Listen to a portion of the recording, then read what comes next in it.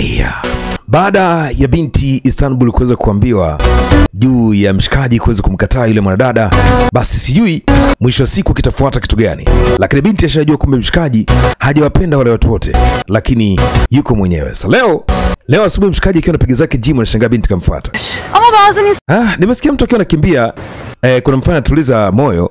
Inawezekana na mawazo ndio unafanya hivyo Adayla buluşmanızı istiyorum. Nataka leo kukutana na mtu wa 4. Mwanamke wa 4 ambaye najua unaweza kumpenda. İstiyorum. Vipi? Nahitaji nafasi moja ya mwisho. Nilishakwambia kwa mimi nimeshampenda. Bazı şeyler ilk najua nafasi ya kwanza labda imechelewa kwa sababu kwanza mpaka watatu wote nimeambia kwamba umekaa nao mbali. Sasa mbona unakuwa unalazimisha? Nataka niwe na uhakika. Emin olmak istiyorsun. Unataka na uhakika?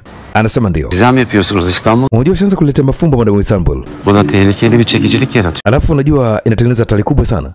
Hatari lakini inavutia. Bunda bir sorun mu? Kwani kuna ubaya tukifanya hivyo? Binti kamwambia kuna mwanamke wa 4 nataka kukutana naye siku hii ya leo usiku. Haya, mwamba ajiandae kwa ajili ya kazi. Noma kuliko ni nani huyo? Bala.